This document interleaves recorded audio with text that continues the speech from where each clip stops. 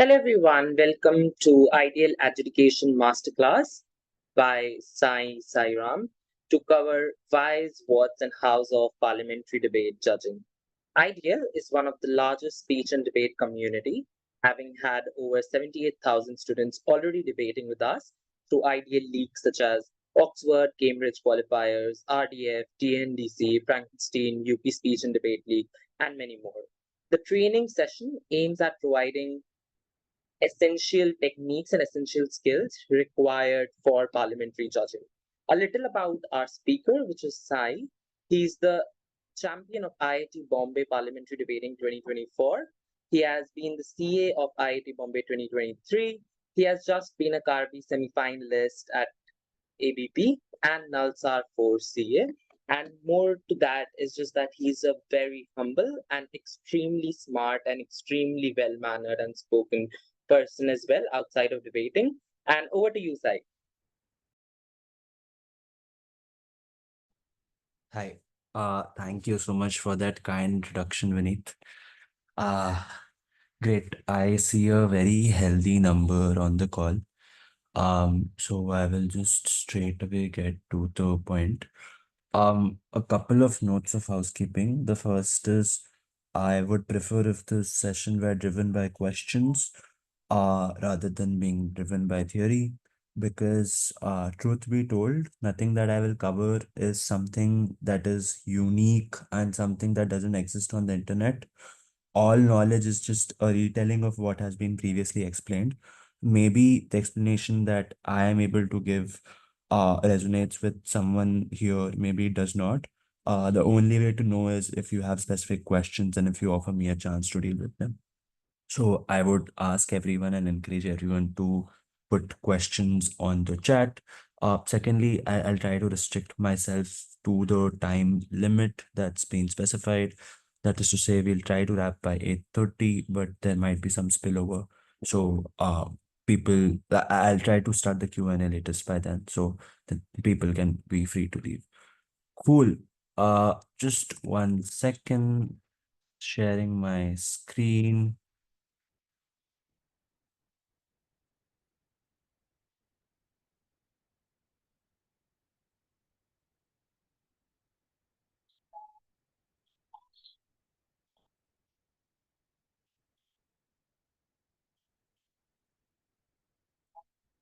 1 sec.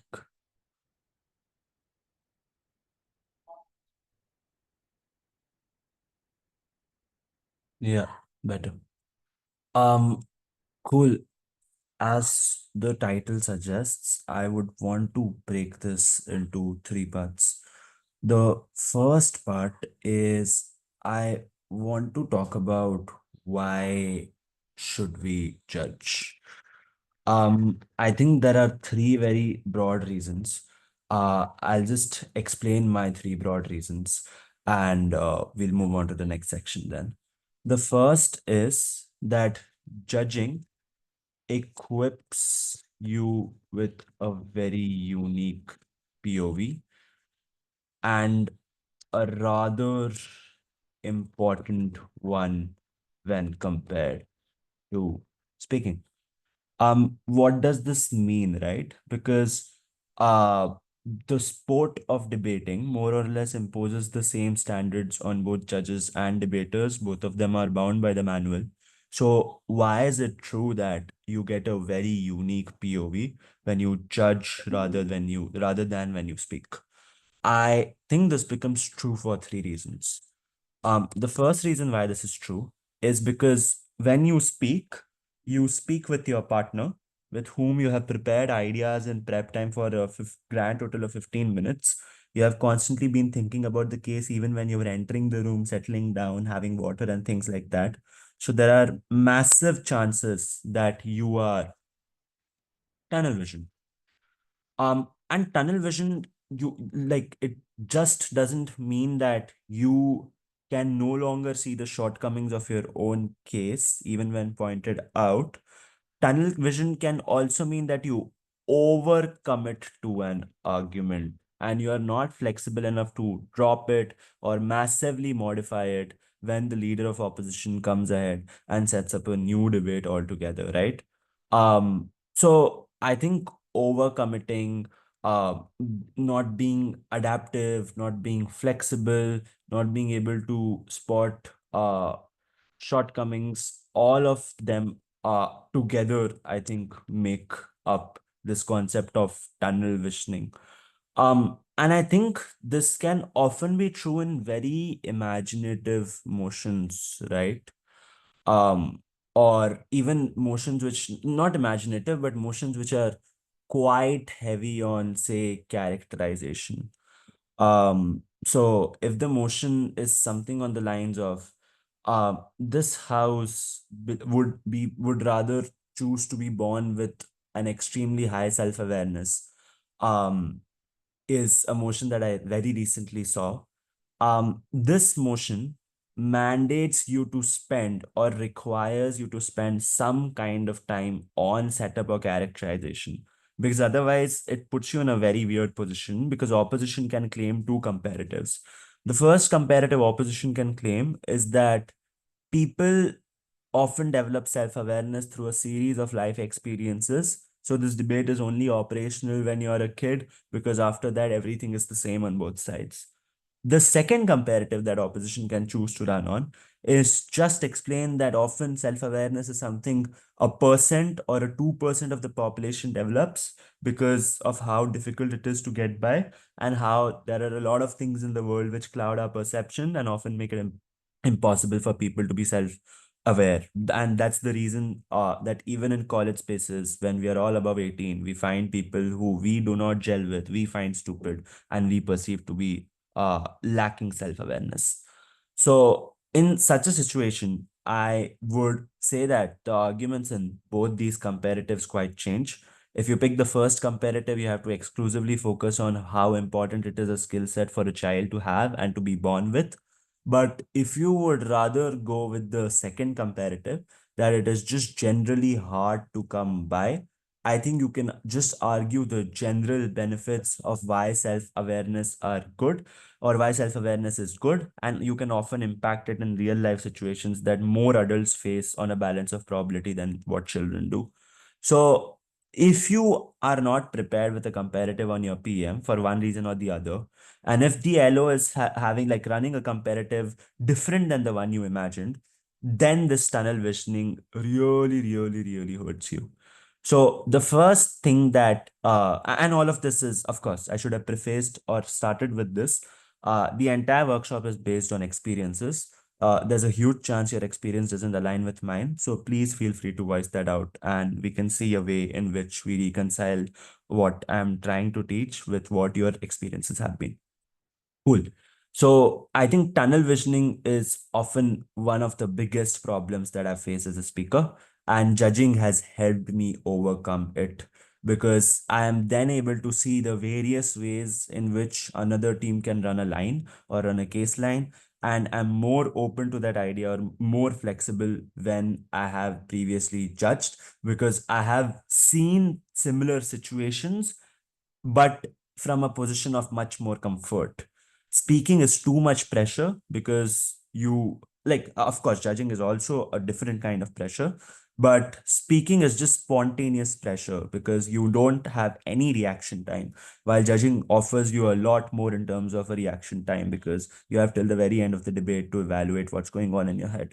So this tunnel visioning is something that you should and need to be prepared to deal with, right? I also want to offer another useful example here. I think often people run principles in instances where it's difficult to run in principles. I won't say that these are instances where principles are useless. It's instances where rather principles are difficult to tie back to the actor.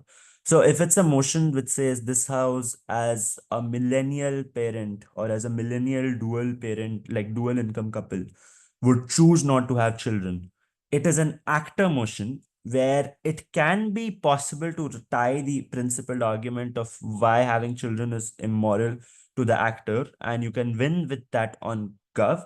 But it is far more easy to win with not far more easy, but it's far more intuitive, rather, I would say, because what appeals to the intuition far more easily is the fact that there are a lot of pragmatic harms, like raising children is difficult and things like that.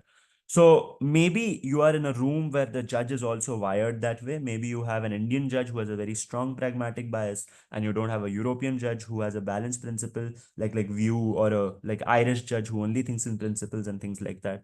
So maybe you have one kind of a judge over the other. In such situations, or not even depending on the judge, maybe you have another team in the room which thinks a certain way. In that situation, you have to be very responsive to how they are dealing with you, right? If they are going extremely hard on the pragmatics and you see your principal doing very little contributory work in the end of the like in the grand scheme of things, it's often wise to drop it, and vice versa. If you feel that debate is just headed towards a principled conclusion, then it's also wise to drop the pragmatics of it. And I think an example of the second thing is something that I very recently saw at ABP. There was a motion in the semis about what makes it justified to for people to act in self-defense in uh, democratically backsliding states where anti-democratic leaders have been elected. um, we understood pretty soon into the debate that this is just about fulfilling the moral criteria and nothing else. And in the end, the teams which were able to better do that went ahead, uh, which unfortunately did not include us. But I just think that was a very clear example of where teams were trying to run a balance of pragmatics and principles, but often very quickly it became pretty evident that it's wiser to drop the pragmatics and it's better to run on the principles itself. We did not adapt to the situation quite well, but our closing opposition did the adaptability bit quite well, and I think that then also reflected in the call and things like that. So I think tunnel visioning is a huge issue that people tend to underestimate, that I think judging can solve for. The second thing is you can zone in and zone out, but judges cannot afford to. Um, and I think what this just generally means is the value of listening to speakers after you. Um, I was a first speaker for a vast majority of my speaking career. And I always, like, for a good part, I did the stupid mistake of zoning out after my speech was done. And I genuinely think that made me plateau a lot more, and that affected the rate at which I grew. Um, I think it's just easier for people to default to not listening after their speeches, right? But I think the massive issue with which comes with this is twofold. First, you never see in what way the debate evolves. So for you, when someone asks you a summary of the debate 7 days after the round has concluded, the summary of the round is a recollection before, like starting from the prime minister till the point that your speech ended, which is an incomplete way of viewing things. So not only do you carry an incomplete recollection of information, but you also pass on information to others, which is quite incomplete in its nature. And that means often it wouldn't involve trade-offs being done. It wouldn't involve crucial weighing, which came down in whip speeches. It wouldn't involve excellent rhetoric, which made it to the reply speeches and things like that. And I think often those things are very, very important, right? Because each role is equipped with a different skill set. If you choose to zone out at different parts of the debate, you choose to forego learning from those parts of the debate.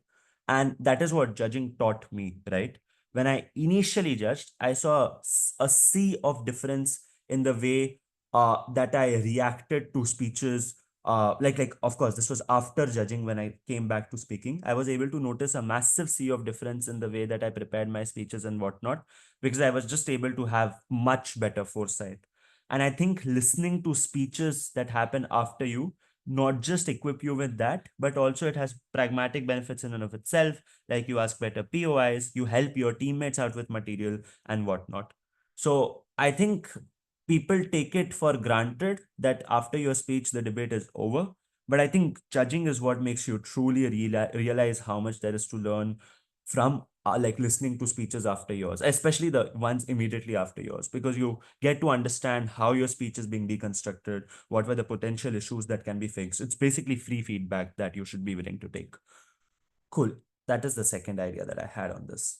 The third thing is you realize how important word selection and illustrations can be.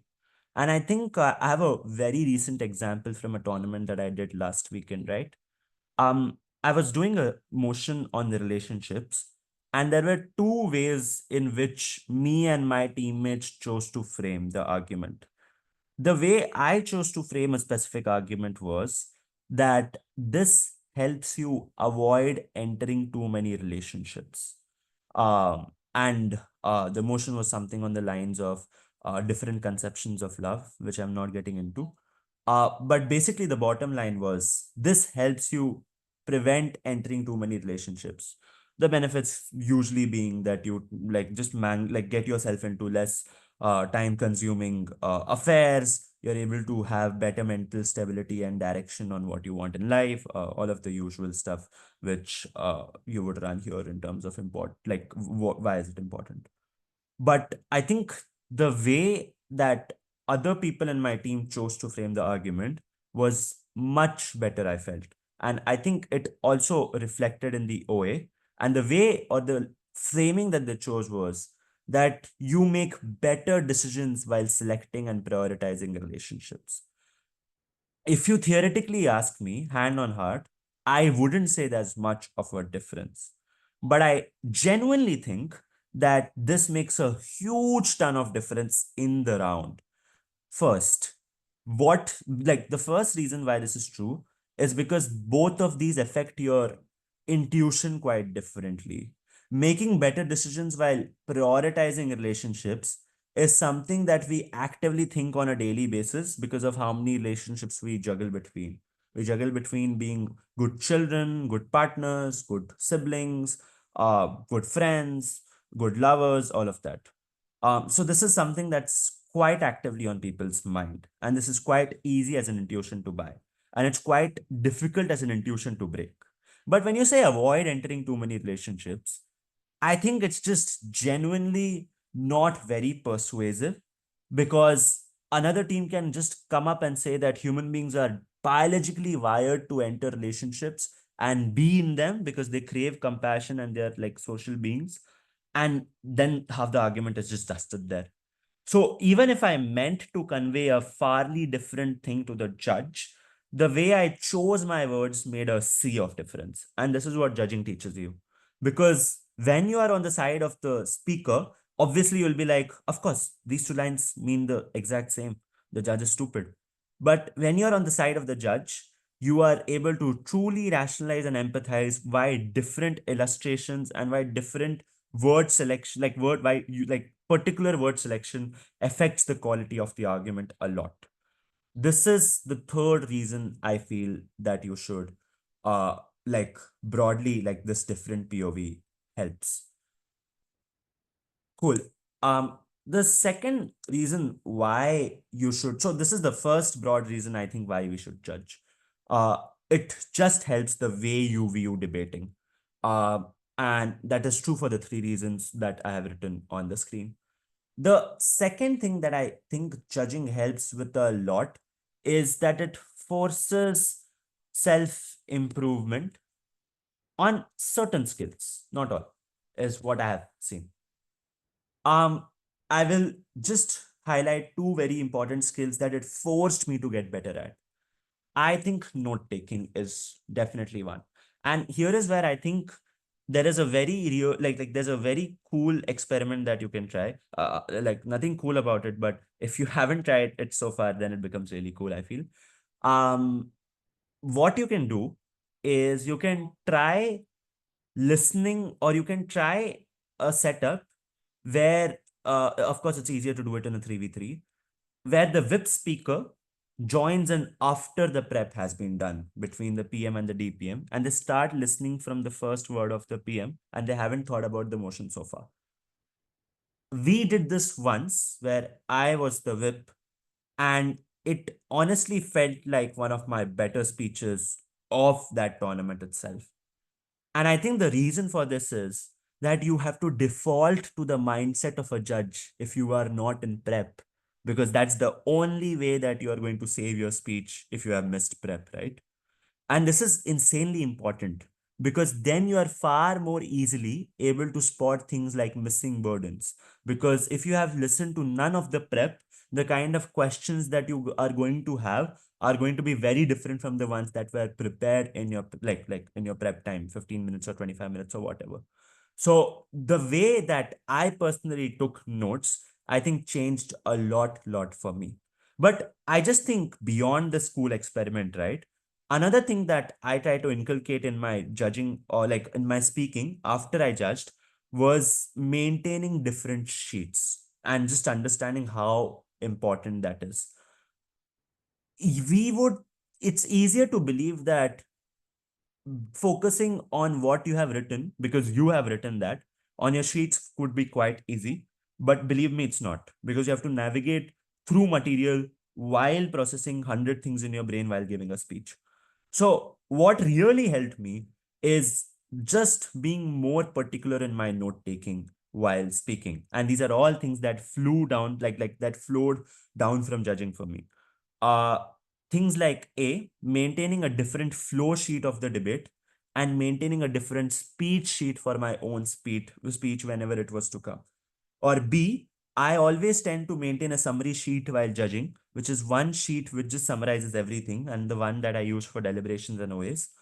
I try to do something similar to give my own speeches while speaking, which is maintaining an index sheet because you often don't have enough time to write complete analysis, complete burdens, complete responses. So, an index is just a roadmap of what you're going to do. And it has helped me immensely in my speaking as well.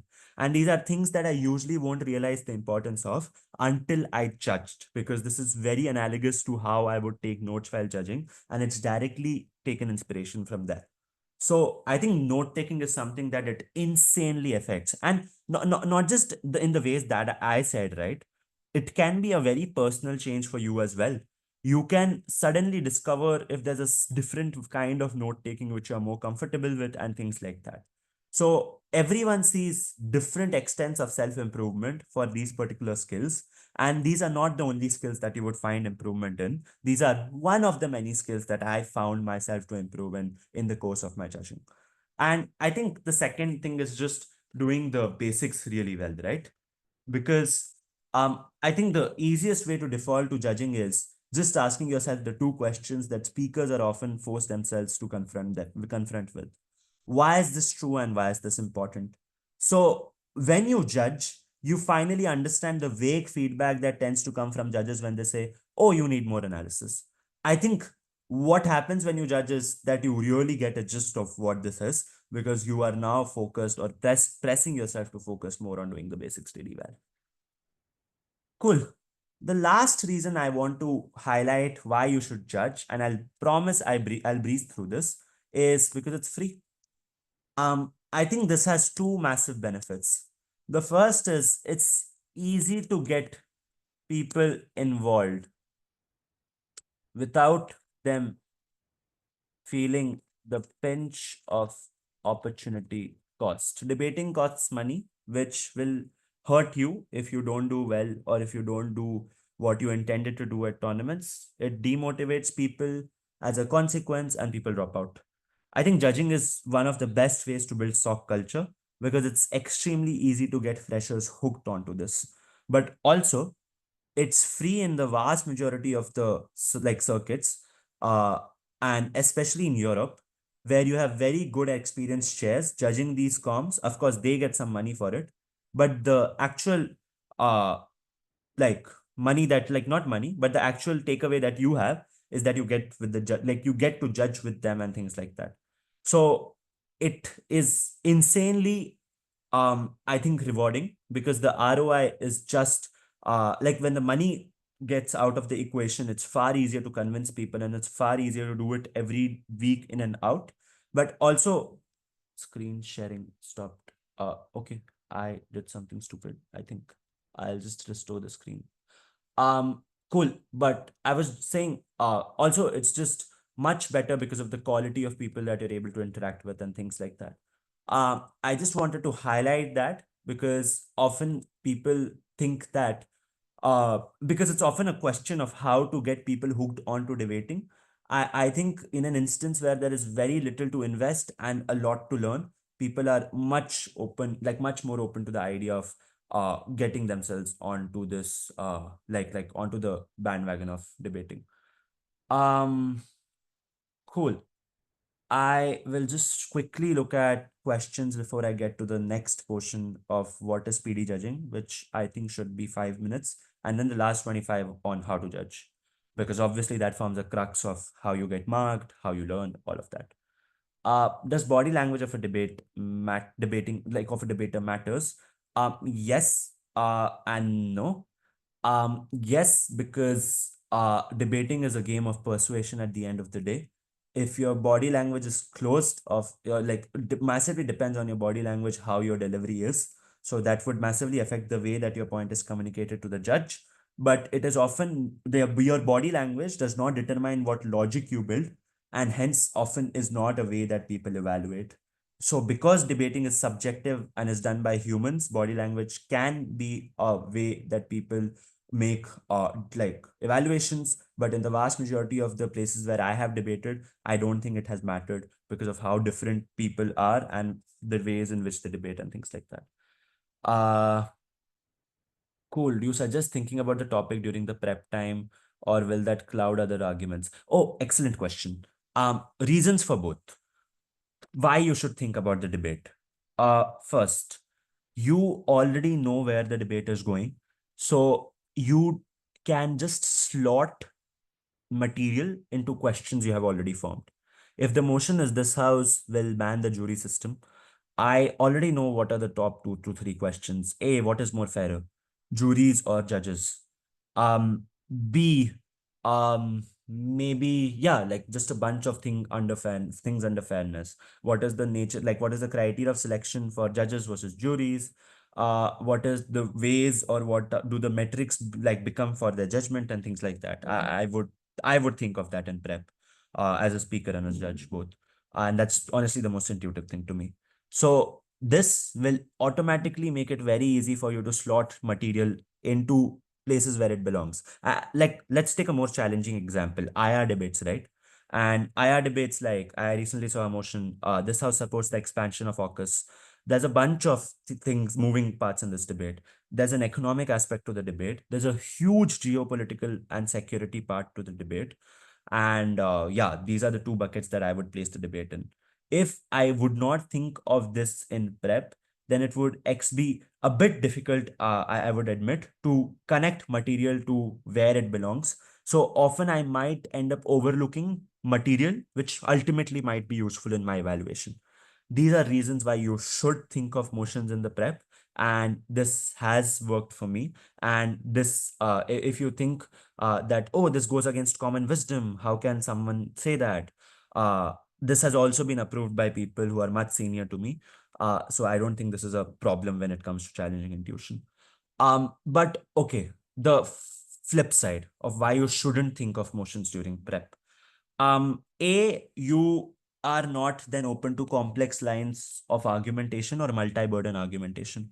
If someone wants to run that China will go to war because of AUKUS and not a softer version of the same burden, you restrict yourself from being open to that, because in your head you have made peace with the fact that the impact is not China will go to war, the impact is China will double down on the nuclear program, which is a far more achievable impact, and it does not involve the same analysis as you having to actively go to war. So if that is the mindset that you frame already, you close yourself up to complex lines of logic and multi-burden arguments, which is honestly not the best thing. That's one. The second thing is, sure, there might be material which can automatically be clubbed into buckets, but what is to say that you have thought of the right buckets? What is to say that you have not misread the motion or misunderstood the motion, which is a huge issue in these kind of situations.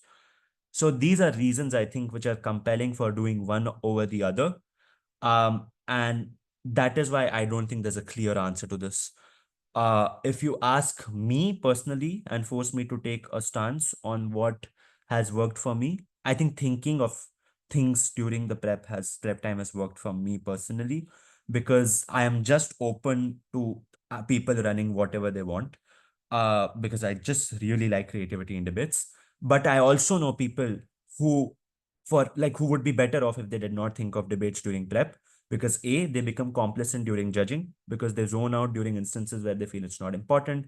Often they think of arguments which are not like core to the debate and things like that. So I would often say that if you're just starting out, then you shouldn't think of things in the like during the prep. It might be more detrimental. It might lead you to have a bad attitude, but ultimately it's a personal choice. Cool. Can you please re-explain this particular portion of note taking? Himangi, if there's a particular portion that you would want me to revisit, please put that on chat. Because uh yeah, because there are multiple aspects of facets to it, honestly. So if you could just direct that question better, I would be able to help better. How can one verify what the Aj feels about the debate? You can't. You can only go on stereotypes, which is often not a good thing to do. There's a reason they're called stereotypes. But if you really want to game the system, obviously, you will see Irish speakers running a lot of principles. That means they're far more open to the idea of doing that than Indians. You would see a lot of Australian speakers being very strong at first principles and basic thinking, and often you would think that that is the way that they judge. Indians, I think, in my experience, have a pragmatic bias. Should These are not things that you should concern yourself with, but often these are ways that you can help rationalize the decision to yourself. The reason I said this is not so that you can start creating a game out of it and think what judge likes what. I think this is just important when you understand where the judge is coming from. So if a judge automatically says your principle was far more important and you should not have dropped it, instead of ruling them out as stupid, you should try and understand what they come from, where they're coming from. They're coming from a circuit where this is the norm, and hence why this is why becomes important in their eyes. Rationalization is a huge skill in debating because otherwise you just won't get over rounds, and it becomes incredibly difficult to just move on from parts and have important takeaways or learnings. That's why I said this. So yeah, cool. Uh, Great. I will take the next set of questions after we make some progress. What is PD judging? I will be quite quick here because I honestly think, because of a couple of reasons, I think this section was the hardest to generate material on because I was like, different people have different answers here. So I will just take what I thought was the most universal thing, then we'll get to the meat of how to judge. I think the first thing is understanding rules. And this is really Sam, it under. is not, your screen is not shared, just letting you know. Oh yeah, okay, okay. My bad. Yeah, yeah.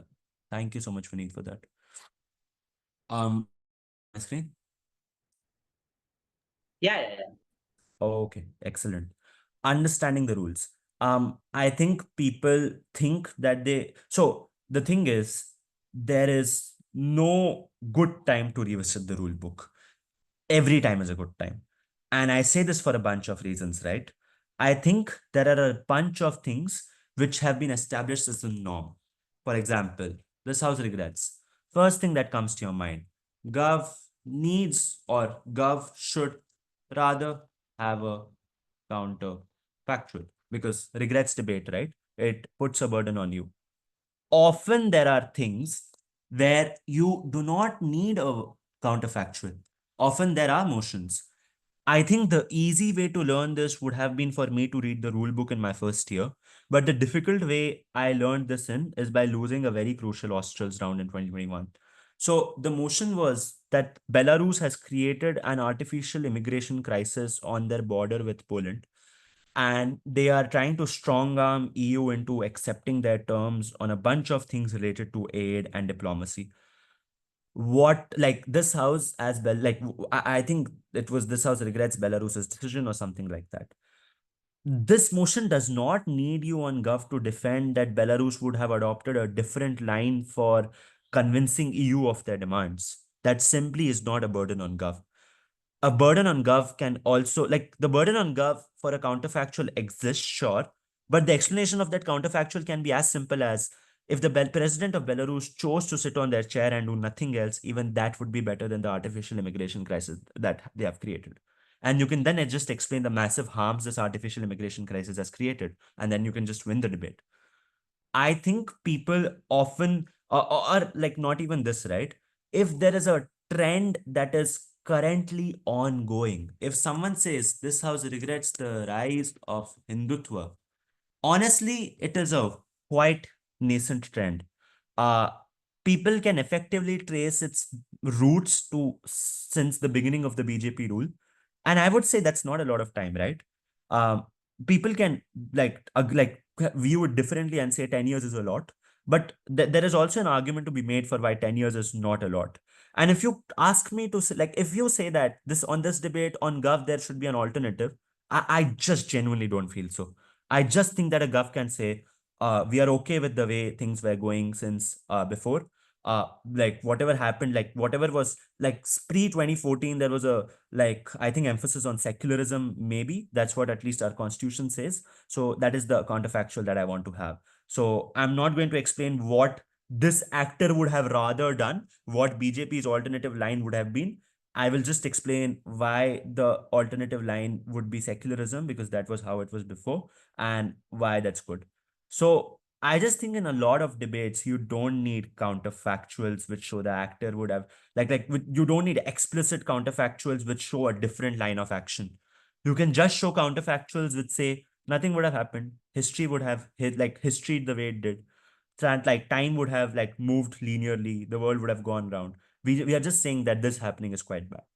Another example is THBT, the rise of X has done more harm than good.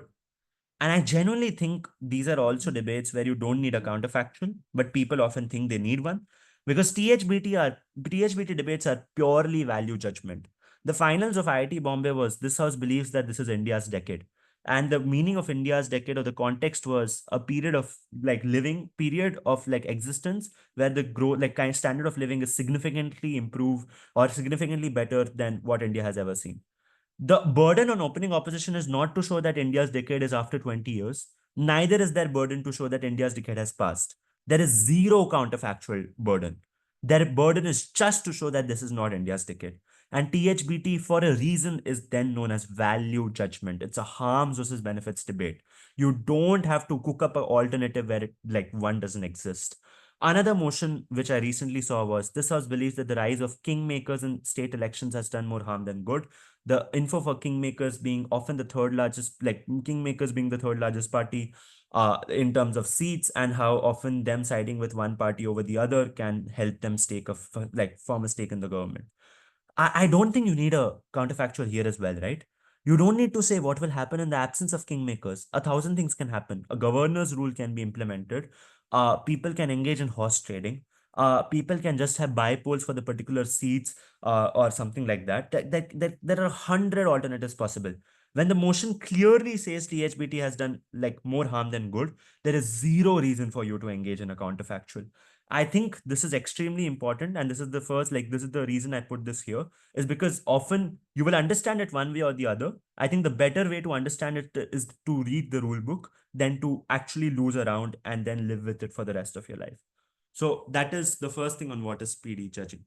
The second is, I think, and I'll just not spend more than a minute here, is understanding core questions of a debate.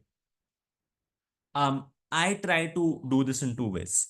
So, regardless of when I'm speaking and judging, I think one of the easiest ways to break down emotion is problem and solution. Debating is all about making our lives better. That is the reason why all impacts end on human beings and the way that they affect us. If debating was not about that, then like impacting wouldn't exist the way it does. So, always there is something that's being improved in our lives. And that always means, in most instances, means that something was not as good in our lives and hence qualifies to be a problem. One of the best ways to think about this is just to think of what is the problem here? What is the solution here? That is one. Another way to think about things is if the motion says this house will ban X, this house will disallow Y.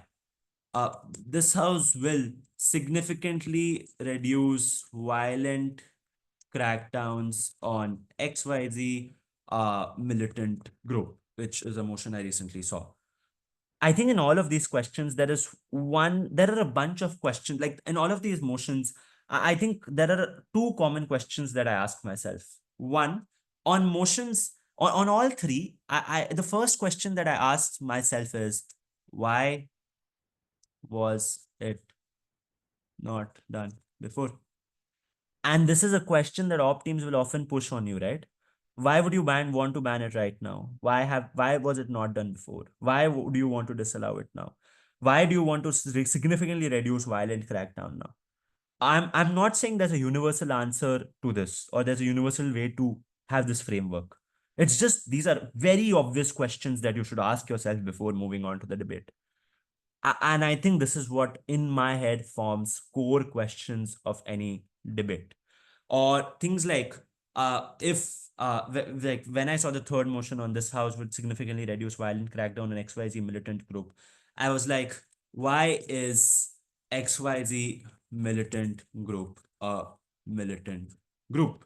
Because if I'm able to answer this question, I can tell myself what they want and what solution would solve their problem better. So I just think that one of the easiest ways to think about debates is just in terms of problems and solutions, just in terms of very, very basic questions like, oh, why was it not done so far? Oh, what will happen when we do it now? And things like that. So, this is what I feel becomes the crux of what PD judging is and what it means to be good as a judge. I feel if someone asks me what it means to be a good judge, these are going to be my two cents. A, you understand the rules very well, and B, that you understand the core questions. Lastly, how to judge. And here is where I would want to invite more questions because this is just insanely vast. There are 100 things that you can cover under how to judge. I have earmarked three. Uh, if people, the three I've earmarked, like the three parts I've earmarked are note taking, OA/delibs, and evaluation. I'll try to quickly go through them. But before that, the second set of questions. Um, cool. Um, code. One second. I'm just trying to see where did we leave the questions bit. Can you tell me more about the differentiates you talked about in note making? That is a part of how to judge, so we can cover it there. Uh, could you give a little structure of how you're going? This debate, like the session, I think it's recorded, but so you can again go through the initial bits to get an understanding of where it's headed to. But it's literally what the title suggests, why you should judge, what it becomes, what it takes to be a judge, or what it takes to be a good judge, and how to judge. As a first year student, I should choose firstly debate or judging someone. Um, I think you should do both, honestly. I think you should do a good 20, 30 mocks, a good four tournaments before you finally start to judge. That is the way I would suggest to anyone. You first enter as a debater. You see how to think, you see how to execute your thinking. And I think judging then helps refine these aspects, and then you move on to judging. That is what my advice to a novice would be. Start with speaking, shift to judging, do it alternatively. Should we only prepare on side of topic or both? It is good case prep advice to think of both sides. A very quick intuition is this house will ban cigarettes. An OG can, if I give you 5 seconds for prep, which is unreasonable, I know, but just for the sake of the intuition, if I give you 5 seconds for prep, you will say cigarettes are bad for health. Not everyone, 60% people would say this. And I say this from experience. I'm not saying this is what the crowd would say here. um, the LO is going to say, I agree, and move on. The clash from OO is not going to be whether this is bad for health. The clash from OO is going to be whether health outcomes are better when this is legalized or better when it is illegal, and when a black market operates. That is the actual clash. So the argument from OG should not be why is it bad for health. The argument for OG should be why does this allow less people to access these things, and hence it's good for them. And here is where you explain why black markets don't work. So I think this is where it becomes very useful. This is a very straightforward example of why it's useful to think of both sides. How can we win any debate? So I don't think this is a topic question for this session. How can we win any debate? We can take this after everything has ended after 8:30, I feel. Um, when you started talking about the whip part, I'm assuming this is also note taking. Uh, we can come back to this later.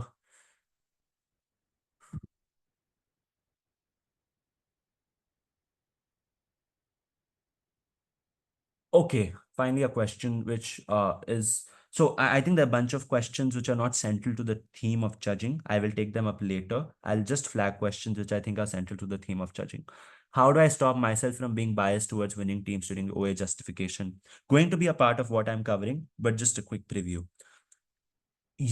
This is where I think a scenario of taking others at their best comes in. The easiest way to deal with this is just explain. Even if what the other side is saying, the losing side, even if what you're saying is credited to the full extent, let's ignore the gaps in proof that I'm highlighting for a second. Let's ignore how this argument has not been impacted. Even if this has been credited, are there reasons for the other side to win? If there are reasons for the other side to win, that is probably because they would have done the effort of weighing. If they would have weighed, then it's very easy to use that weighing and explain why do they even win in a circumstance where the other side is being taken at their absolute best. And this is a way where you can at least show yourself to be neutral and show yourself to not be biased towards one team. I think this is one of the easiest ways to reflect that attitude of neutrality. And I think that should answer the question. Um, how do you credit a counterfactual given by a team in debates where the motion type doesn't require it in the first place? Um, yeah. So I think there's a question on alternatives below, so I'll club both of them. Alternatives are different from this thing, quite different from, I would say, uh, counterfactuals. Counterfactual change the like comparative of the debate. Alternatives don't. Um, if the motion says this House believes that opposition groups in developing countries should aggressively campaign on feminist agendas during election season, opposition can give 100 alternatives and say that, yeah, you can facilitate education rights, you can work on labor rights, you can just work on general economic agendas or social agendas. Those are alternatives that you can offer. I think this is an instance where it's quite muddy what a counterfactual is and what an alternative is, because both sides are arguing what should the actor do in a world where they don't aggressively campaign for women's rights. I think in these instances, it can be quite useful to say what is a better way to go about it, because I think it's easier to explain. I think this is just a judgment call. In my head, it's easier to explain why it's better for the actor to do X over Y rather than saying why there are massive harms of just committing Y, which is just aggressively campaigning on feminist agendas. Because I just think it's very difficult to say that, oh, this is so harmful that it will set back everything else that you have done. It's easier for me to, on a comparative, say XYZ is a much better reason or a much better agenda than ABC. So I think it's ultimately a judgment call on where the debate is headed. If it's something which has harms which can be independently weighed, then I think you are better off with an alternative. But if it's not that kind of a debate, then maybe an alternative is in order.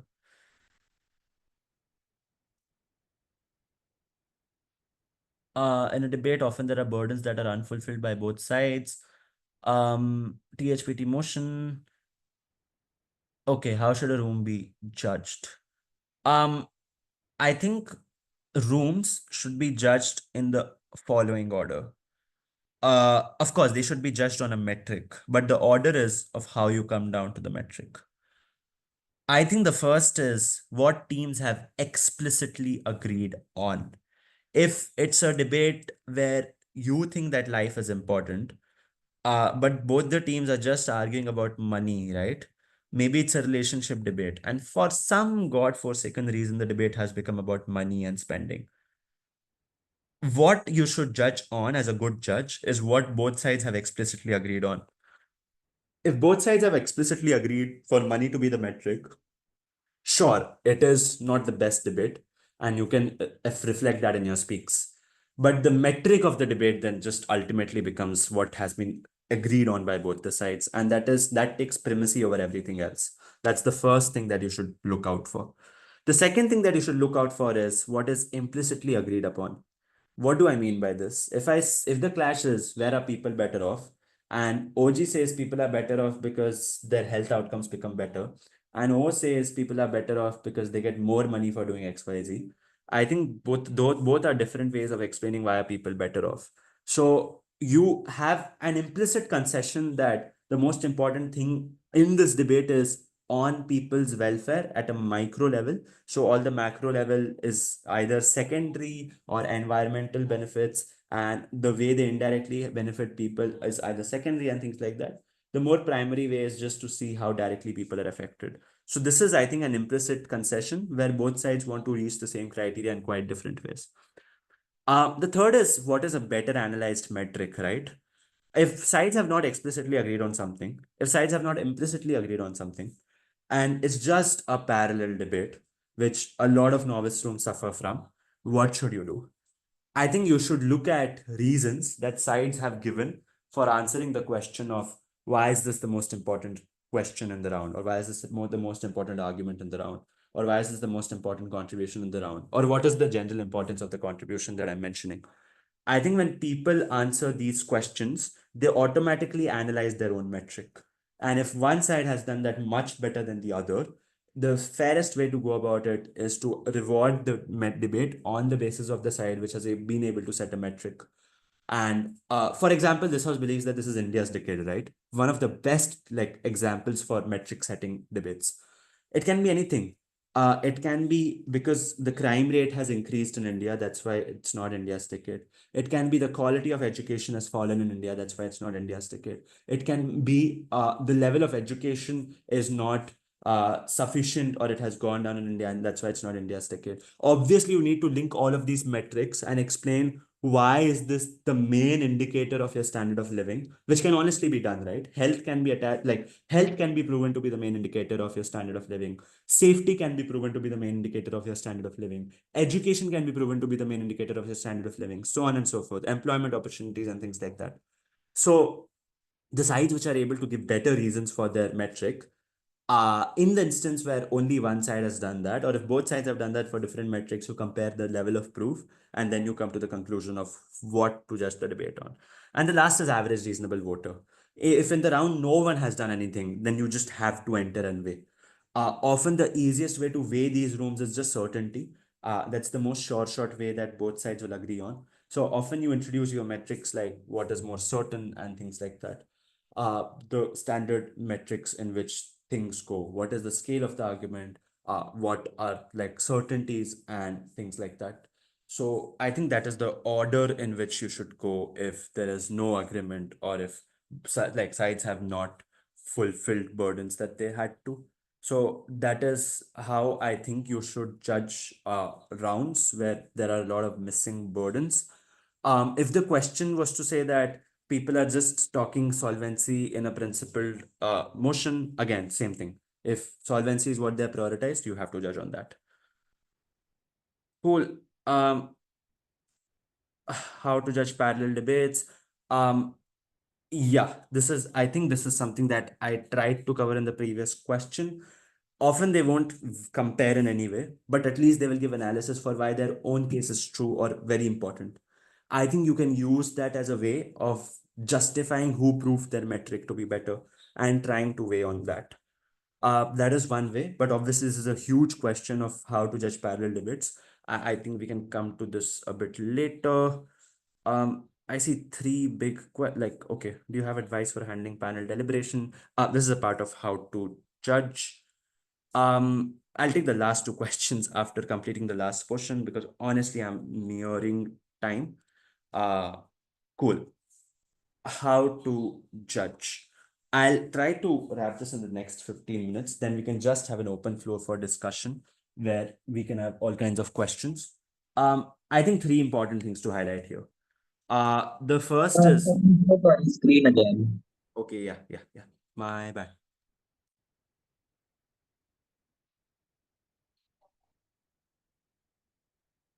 Cool. I think lots of things, lots of moving parts of how to judge. How to judge is it's not a workshop. It's not honestly something that can be encapsulated in a workshop. But if you were to ask me to make a novice understand the most important aspects of judging, or even experienced, like give a summary to someone who's extremely experienced, this is what my summary would be. I think three things in how to judge. The first is note taking. And I think this is quite fundamental, right? And I will use the debate jargon of this is logically prior to everything else. Because if you don't know what you're writing, what even are you judging? And I think this is quite important to understand because people often rely on their memory, which is a good thing. But I just think that 3 rounds later, 2 days later, it will be insanely difficult for you to recollect anything if your notes don't make coherent sense to you.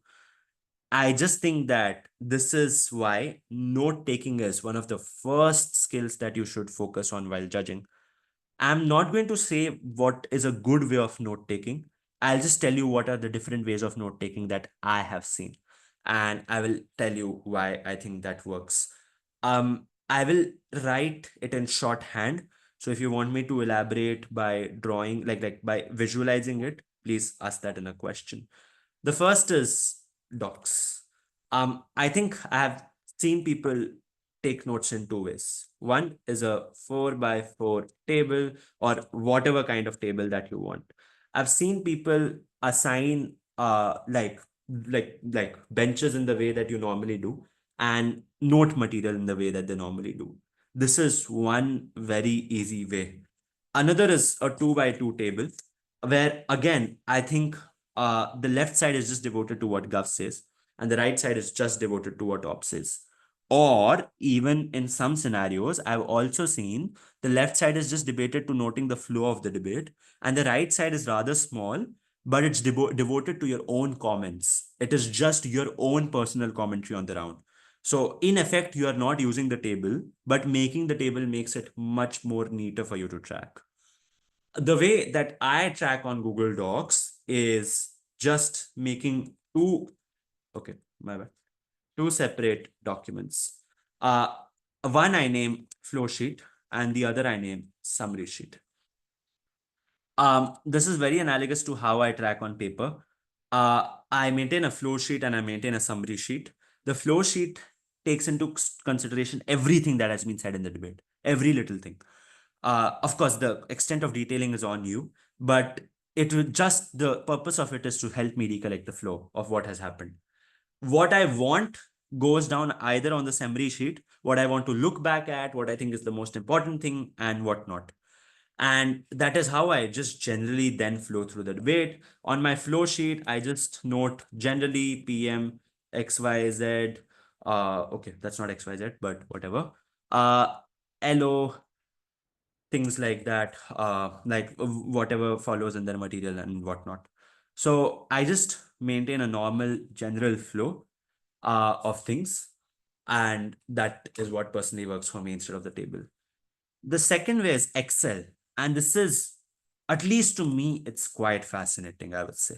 I don't know if people, this is the norm, but I have seen very few people do it. And I think it's quite smart because of a couple of reasons.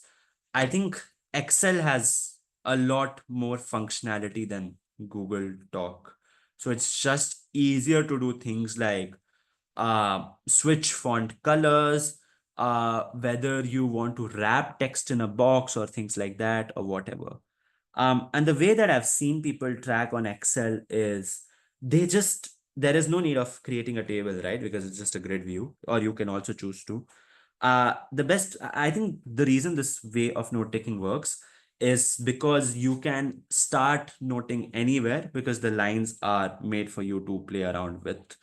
I have no experience with Excel tracking, so I'll just not comment on something I have zero experience with. But I know instances where Excel tracking has been done. I think this is one of the Korea judging modules where someone shows their Excel sheet of how to judge. I think it's Yar Heroes. I'll just link that at the end of the session because I honestly don't know what's a good way to track on Excel, but it does work for people. And the last is just plain old sheets, I feel. And just for the sake of word economy, I'll just say that this is quite similar to how, like, here you can do a bunch of stuff, but what often just works is maintaining a separate sheet for deliberation and OA. Just two very quick reasons why this works. A, otherwise, you will find yourself juggling through paper and juggling through material. Your train of thought is lost. You don't know what you're saying any longer. You are stuck in a bad position. You forget what you were saying, you tend to fumble, and you get marked badly, weirdly, all of those things. The second reason why I think the summary sheet just works is because often you don't have time to recollect what your like speech, thought, and structure was, right? There is no way in Delib that, like, obviously there are ways, but there is quite like you hamper your chances if you are quite lazy in Delib. That means if you take too much time coming down and like explaining comparisons because you were not previously prepared for them, I think it just is not done because there are 15 minutes that a deliberation can last for, and there's only so much you can expect from a chair. So often, I think it helps in being prepared with those comparisons beforehand because before and you can even like get like guesstimate this, right? If you feel GovBench is quite close OGCG, you can just preemptively write that out because it's if you feel that's going to be a flip decision for a bunch of judges, then I think it's quite useful to write that down from the very beginning. If you feel one side is just dead fourth, I think there are or dead first, like clear first, that are quite important. Like it's quite useful to write reasons why this is true. So that is on note taking simply. I think the second part is evaluation. So first you write down stuff on paper, then you read that stuff on paper. That is for me the next logical step in judging how to evaluate. And I think there are a sea of things that can be covered under evaluation, right? I personally think that the best way to look at material is to apply a couple of tests to them. The first test is, why is this true? I think there are often 20 things that are said in a debate. The easiest way to eliminate material is to see that if speakers have actually answered the question of why this is true. Because if speakers have not, you can just genuinely tell the speakers that this is quite assertive and this goes nowhere. This proves nothing. So that is why this is not something that was a part of my comparison. Because note the problem with starting the other way around. Like, note the problem with reverse engineering. If you do comparisons before proof, you will be stuck. You are going to compare 150 things against 151 things because that's often the number of things that a novice round has. So I think it's just much better to clear the clutter and know what teams have said to be true. When you end up discussing this with yourself or with the panel, you will notice that teams have often just proven two or three things. Or even if teams have proven four or five things, maybe two or three of them are linked back to the motion, and the other bits are just analysis, which is either not like clearly mentioned to have an impact in the debate or things like that. So I think this significantly reduces the number of variables you are playing with. And that is why I think the first thing that you should look for is what has been proven in the debate. It doesn't matter if one side is running something that's not not the most intuitive thing, and the opponents are running the most basic stock line ever to exist in history, and they cannot go wrong with it. Even if you don't agree with Gov's arguments, but they're better proven, the first test is to always credit what has been proven. You can never jump to evaluating arguments if you don't credit them to begin with. If an argument is proven, is only when that argument should even be discussed in a deliberation or an OA.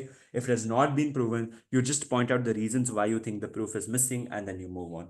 I think that's the first thing that you need to focus on in evaluation. I think the second thing that you should focus on in evaluation is comparative. Because I think speakers, to be fair to them, quite often prove a bunch of things. I think what then becomes a better filter is to explain, have sides or have teams argued why is this true only for their side? Why is this comparatively true? This question can also be condensed as why is this comparatively true? And if someone here notices that this is similar to how a speaker should arrange their arguments, then yes, debating for me, I personally think just revolves around these. Like there are four questions: why is this true? Why is this comparatively true? Why is this important? Why is this comparatively important? So this is also something that goes a long way in judging. So if you are able to point out that something is not comparative, if OG's argument is you should not go and study in the UK, or we regret the trend of Gen Z wanting to study abroad because that's the motion, because you face racism in the UK. I think a very legit op response is, yeah, we live in a society with casteism, where power like determines your stature in society and things like that. Discrimination happens in a different font, but it's equally bad on op. Sorry, equally bad on gov. I just think that this is a very good response, which proves something to be uncomparative. So I think in good rooms, you will hear responses to uncomparative material. In rooms which are not as experienced, you have to do the hard bit of picking out material which is not comparative. So, if you think that five pieces of material have made the cut of why this is true, the way to further understand what is the most important thing to be compared in the debate is understanding if sides have given a comparative to the analysis. If the argument from OG was completed and said that comparatively there is lesser racism in our own country because we know the culture, we have been here since a long period of time, we know ways in which to avoid racism, like avoid being in the line of fire, by knowing who to reveal your true identity to and things like that. Whatever analysis you want to give, I think that comparatively proves the argument. And in this instance, I would say yes, this argument is true. Yes, there is an comparative to the argument. So I think genuinely the second thing that I always ask myself after asking myself, is this proven, is this comparative? That will further filter what you have to work with in the OA and in the round.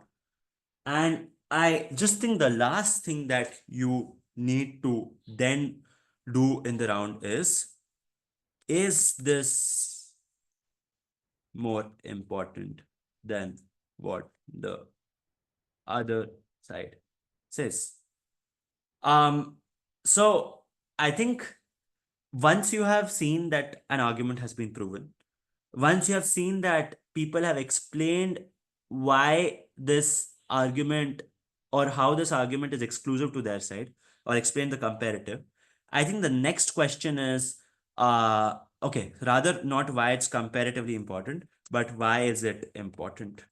So if an OG explains comparatively that racism decreases, but if your OO just comes and says, look, educational opportunities, facilities are much better in the UK, and that determines, like, your education determines where you land in life.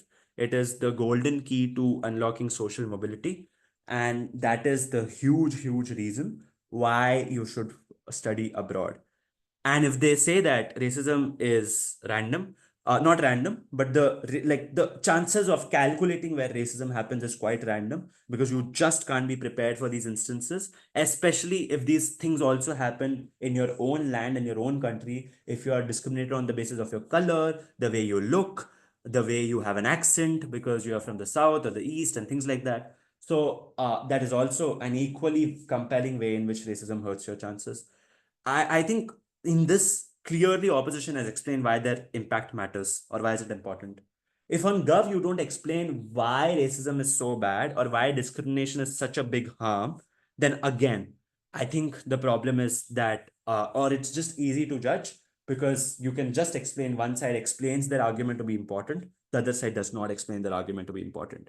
So once you have seen some proof, the next logical question to ask yourself is, have teams explained what this does in the round? If it does nothing in the round, then it's very difficult to place because then it doesn't compare against anything else. The most common question I hear here is, what if one team has proven less, but explain the importance more?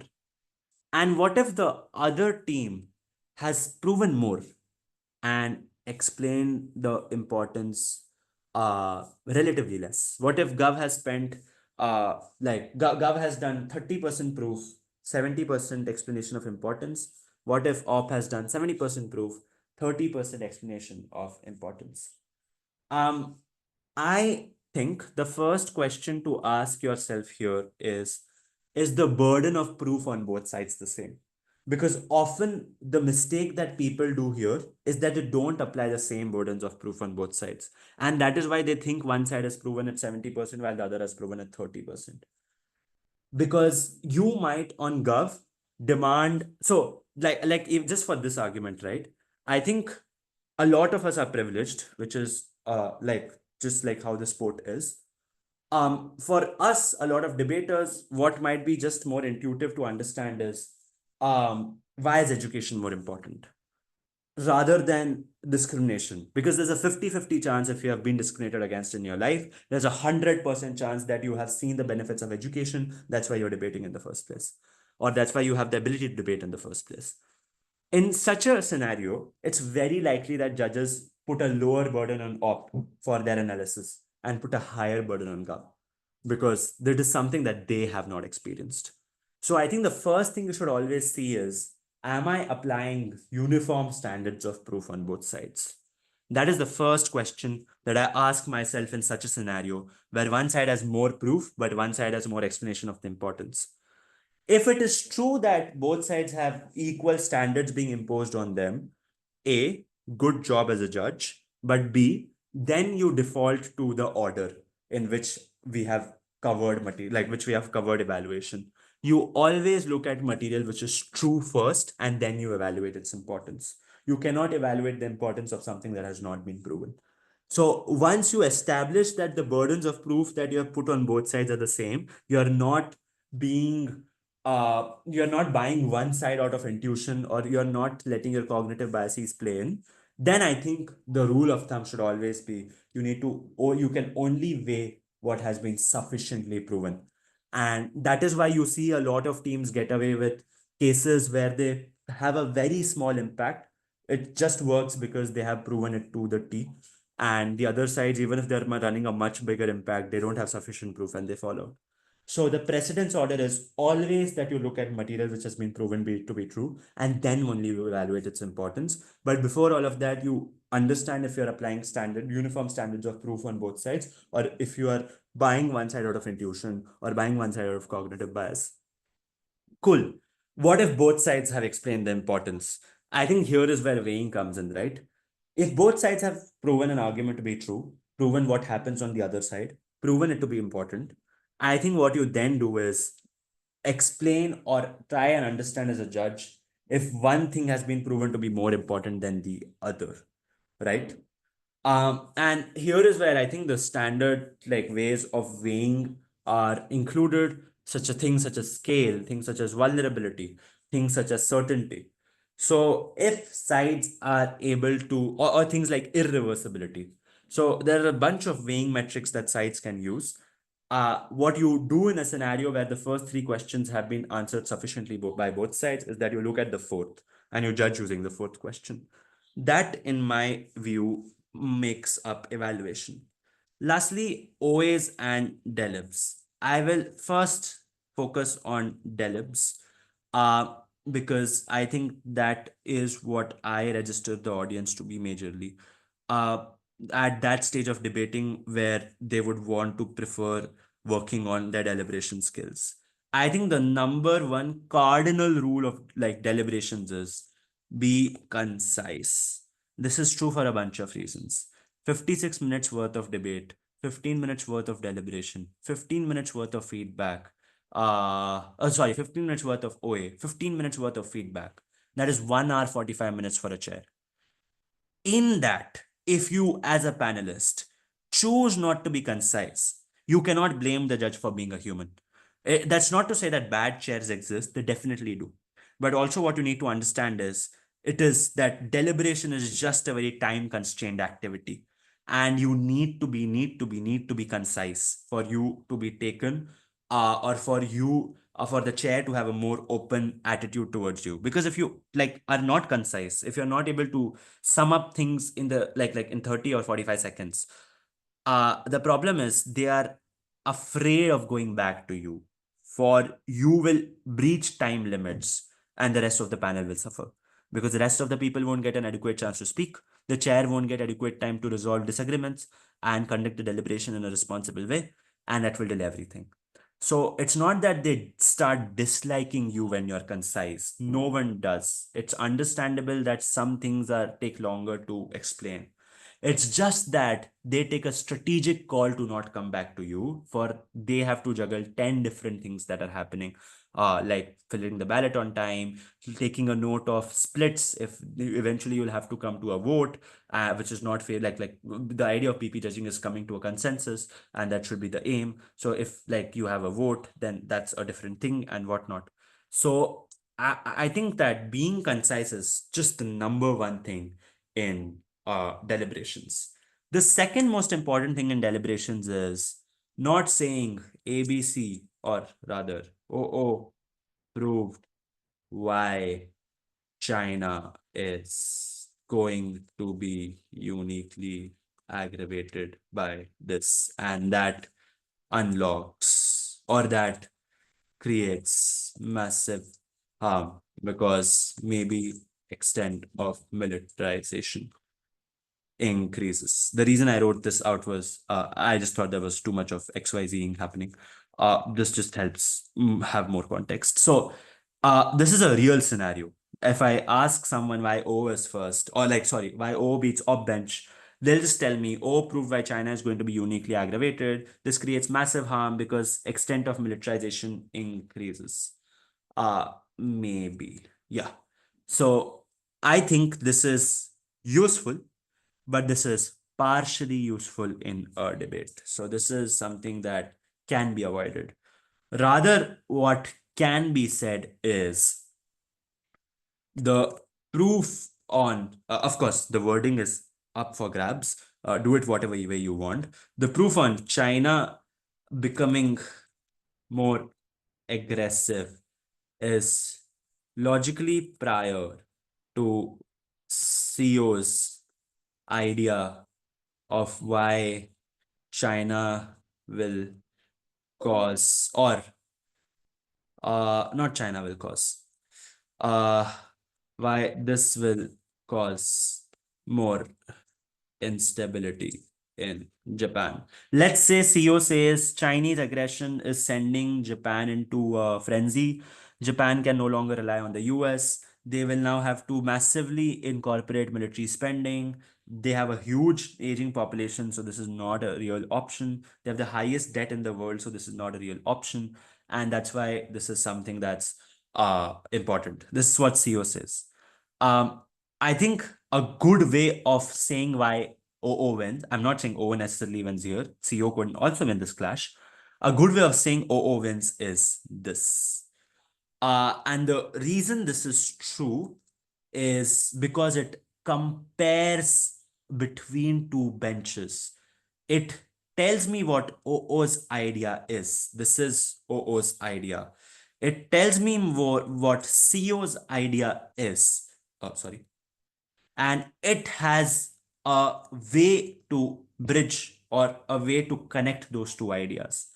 This, what you do in the second line is comparative judging. What you do in the first line is judging. BPs need comparative judging, not just judging. You are correct in saying O has proven this. So you cannot be called a bad judge, or you cannot be called a person who has not judged. What people will call you is an uncomparative judge. What the chair will say is that is uncomparative. You need to compare this to someone. BP judging is all about comparing. That is why the second way becomes much more useful, because you are actively showing the comparison between the two. Another reason why this is so important is because let's say that you say the first thing. What is the biggest problem with this? As a chair, the first question I'm going to ask is, so what? Um, because genuinely, so what? OO has proven this. So, like, genuinely, so what? Like, what does this do? And then you take 30 more seconds to explain implication of so what. You can do this in two ways. Maybe the first, so there are two ways in which people can explain the implication. The first way in which people can explain the implication is China aggression bad, people hurt, people sad. That's a how. The second thing, or the second way in which you can prove the implication is logically prior to CO, because all instability of Japan material rests on China losing it. I think the problem is when 50% of the people, and that's just, I'm taking random distribution, I don't know if it's 50. When people say the first thing, again, the question is, so what? Again. And this is a loop that you're stuck in. 1 minute has passed. You have contributed nothing. You have contributed very little to the delib. I won't say nothing. You have contributed very little to the delib. And that naturally will reflect in your score. So it is just much better to have a scenario where you just directly jump to the like second bit, right? And I'll just call this the better way to go about things or the more comparative way to go about things. Because you are not being, so if someone has to ask you to explain the implication and then you come to the implication, you're still a judge who has taken more time than what they're supposed to. That will still reflect in your marking. You can't say, oh, I answered everything that the chair told me to, why have they downmarked me? Because you should have started by being comparative. That is what the manual says. That is how BP judging has to be. Making people ask questions and eliciting answers reflects that you're a good judge, but it also reflects that you did not initially think of this as being more important, and that's why you prioritized your material as such. So I think this is the first thing. Like the first thing is being concise. The okay, I'm bad at formatting. The second thing is being comparative. Cool. This is the second thing that I would say for deliberations, right? Being concise and being comparative. Uh, I think the last thing is just, I would say, for deliberations, I know everyone takes feedback. People are nice that way. I would say try to take feedback from different people. And I genuinely think this works, right? Because different circuits have a very different way of understanding things. Uh, and this is just like visible in the way that they go about their argumentation as well. And even within circuits, there is a very different way in which different chairs judge. I've seen some people judging like the following way.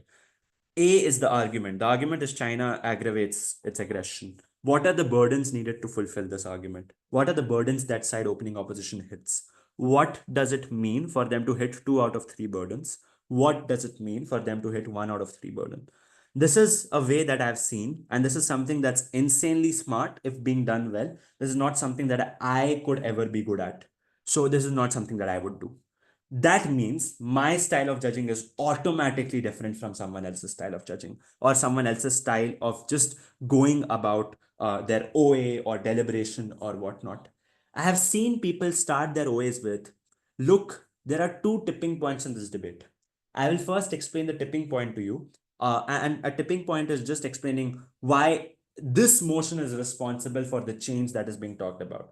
Because when I explain the tipping point, what will automatically be explained is what is credited, what is compared, and things like that. And people then go about things like that. I've also seen a way where judges don't jump to the like clashes first. The first thing that a judge in Delib will ask is, let's agree on what sides have said, and then let's try to agree on how it should be viewed. So judges will often ask, what is O's contribution? What is OG's contribution? Or what is O's contribution? What is CO's contribution? Get consensus on that and then jump to comparing. Honestly, this is a very efficient way, which I think is quite useful in my opinion. Um, I think what people, a similar variation of this is, People don't try to agree on what is material from both sides. People try to agree on what is the most important question on top half. So a judge will say, what is the most important question on top half? And try to establish the most important clash on top half. So whatever contribution then they demand of you will be on that particular clash and nothing else. All these are very different ways of judging, and all these are very different ways of conducting deliberation. All these are very different ways of participating in deliberation as well. You can only unlock these different ways if you judge in different circuits. If you judge in the European circuit where it's free to judge often, if you judge in the Australian time zone where it's also free, North America, Africa, all like, and Asia, obviously Asia, because we are accustomed to this kind of debating. I just think that this helps a lot because it helps you discover different ways of participating in delib or even conducting delib, and it helps find you your own style too. These are the three things that I would say for deliberation. And I will just try to wrap up OAs in the next 5 minutes. I know this is severely over time. Uh, OAs, lastly. Cool, I've already given the heading. I'll just, okay, maybe I'll just mark it. I think uh, for OAs, I think again, this is a huge lecture in and of itself. There are 10 different ways in which you can give an OA. I think I will just like highlight the best practices to follow during an OA. And that I think can be useful. I think the first thing during OA is try to establish a structure. OG over OG OOCGCO, or you can do first, then second, then third and fourth, or you can say fourth and third, then second, whatever. These are three different ways of um yes, Sakshi, I also agree. Those two things are very important. Um, yeah. So these are three different ways of going about an OA. Either you can go in a chronological order, OGO, CGCO, or you can do first to fourth, or you can do fourth to first. Honestly, it's just understanding what works for you. Trying to establishing a structure in the OA is the most important thing ever. I think that's the first thing. The second is understanding how much you need to write. When I am judging in my summary sheet, I have a like obviously you can people might choose to call it laziness. I call it efficiency. Um, but there's a very thin line like honestly between that. When I panel, I have a very different like I my summary sheet looks very different to when I'm giving OAs. My summary sheet is much more detailed when I'm giving an OA or when I'm sharing because I know I'll have to say this in front of teams. I also make it a point to write feedback in a different color because it is a question I'm expecting. But if I'm on panel, I'm not expecting the same things. I will just write what I think is the most important clash or what I think becomes the reason. Obviously, it's similar to writing things shorthand for an OA, but maybe the extent of detailing will be different. Maybe I use shorthand more and whatnot. This is a personal call on how much you need to write. But if you are a person who writes, I think you should try and have either very clear uh, highlighting of notes or a summary sheet. And the reason is simple. In the first half of my career, when I used to give OAs, I used to get confused when I looked at my notes. That is definitely not where you want to be. You want to be in a position where looking at your notes helps you, it makes you more confident, not the contrary. So, if you make notes and if you are chairing, be very mindful of the fact that this is going to be important in giving OAs. And if you are not mindful of that, your OA is definitely not going to be the quality that it's supposed to be. So that I think is on how much you need to write. Um, the third thing is, and I think this somewhat relates to the question of, when someone previously asked, what if how to make sides agree to what you're saying? And I think there are various ways in which OAs work. Like, obviously, there are various ways of going about OAs as well. But I just think that some things make OAs quite more impressive than others. I'll just note a couple of things. Uh, so these are not must-haves; these are preferable to have. One is even if. When you buy a side's case at their best, that is when you're saying, even if it is true, why the other side still wins. This is good for a couple of reasons. A, it makes the sides completely understand what they were lacking in. But B, it makes people, or it just helps people genuinely see why they lost and try to take away more from the round rather than trying to fight the verdict. So I think even if take the other side at their actual absolute best and try to make sense of the verdict even in that context. Obviously, the question is going to be, but not every debate is like this. Yeah, not every debate is like this. That is why this is not a must have, but this is a preferable to have. I just think that this makes OAS much more clearer in my honest view. And I think the second thing that is preferable to have is a clear understanding of how much time you devote to summarizing material and how much time you spend on comparisons. Because honestly, a general skeletal OA structure is this is what you said, this is what the other side said, this is how it compares. In the comparison, there might be more things that one side or the other said, but it's generally just these two things that go into an OA. So if you can clearly understand how much time do you personally require to summarize material and how much time do you personally require to spend on comparisons, then I think you will be able to save on time or optimize time. And that is quite important. So, what personally works for me is just directly jumping to comparisons because when I do comparisons, I tend to automatically summarize what teams say. For someone else might have it very differently. Someone else might first explain the material and then say the comparison is just simply the scale that both sides operate at or the vulnerability of one actor over the other. So I think it's very clear to understand, very important to understand that A, sides are often looking for these two things in the way. A, whether you have tracked them, and B, how you have evaluated that tracking. So the summary of their material and the comparison of that, it is quite useful to understand what is the balance you want to strike between the two. I want to make one very important observation here, and that is the point of this second point, rather, is that do not spend too much time on summary. Does this indirectly mean spend too much time on comparison? Yeah, maybe. I would agree personally. Too much time on summary being spent can explain teams why what they wanted to say did not land, but it still doesn't explain why whatever landed was evaluated in the way it was. Because note one very important thing in judging, right? You don't judge on the basis of what people claim to prove. You always judge on the basis of what people have proven.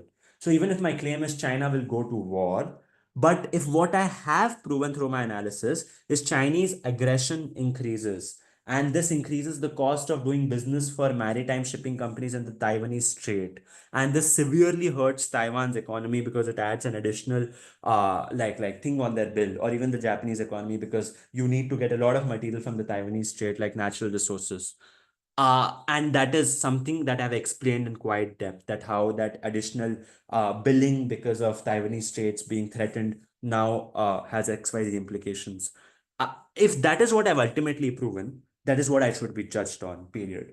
You always judge teams on the basis of what they have proven and not what they have claimed to proven. So, sure, if you spend time on summary, you can give people an idea of what you think was credited, but it's always more important to make them understand why it was compared the way it was. And that is, I think, the more important part of judging, in my honest view. Uh, cool. That is the second thing on what is preferable to have, right? And the last thing that I want to just notice or just like say in terms of Oasis clashes. And I think AP and BP, honestly, I've seen people do different things. In AP, it's much more easier to condense clashes than it is in BP because there are a lot more moving parts in BP. So I think this doesn't mean that you abandon clashes in BP. And this is the misconception that people have that, oh, how can you evaluate long cross on a clash, right? There is no way that they're clashing.